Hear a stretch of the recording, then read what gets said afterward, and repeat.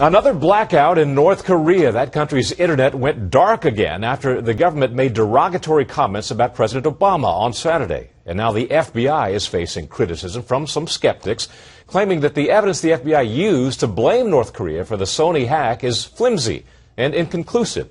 And joining me now to discuss these allegations, Illinois Senator Mark Kirk. Senator, thanks for joining us. Good to see you.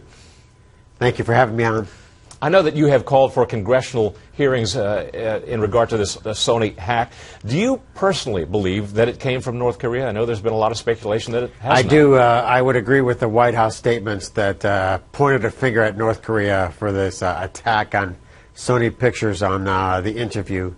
You got a motive, an opportunity there that would clearly point a finger at the North Koreans. There are those who say that North Korea does not have the technological capability to pull off such a stunt. That's right. There's only one ISP in all of North Korea.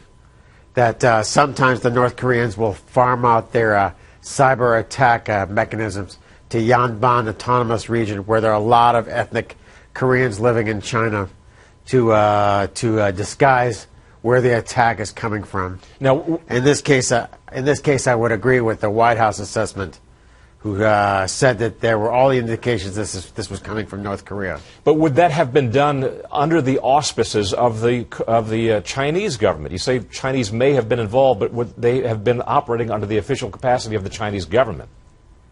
Actually, I don't think the Chinese government is at fault here. And in the case of the North Korean cyber attack organizations, sometimes they will operate out of a city called Yangji, where there's a very large North Korean exile population.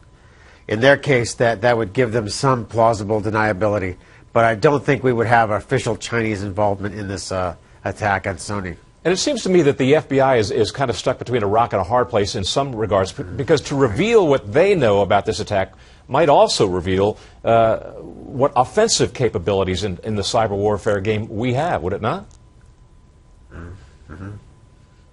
It would certainly in the case of this would be quite damaging if for China that wants to be expanding in its high tech and cyber capabilities.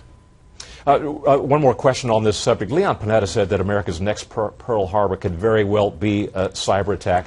How confident are you that we are prepared for such an eventuality?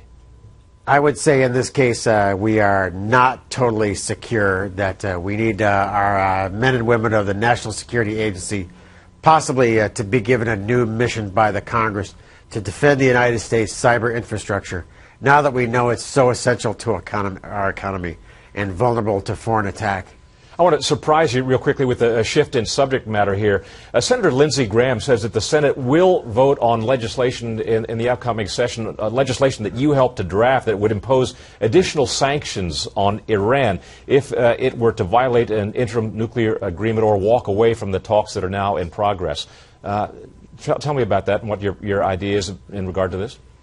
On January 6th, the new Republican Senate takes office. Majority Leader McConnell has said the first vote coming for the Republican Senate will be to approve the Keystone Pipeline.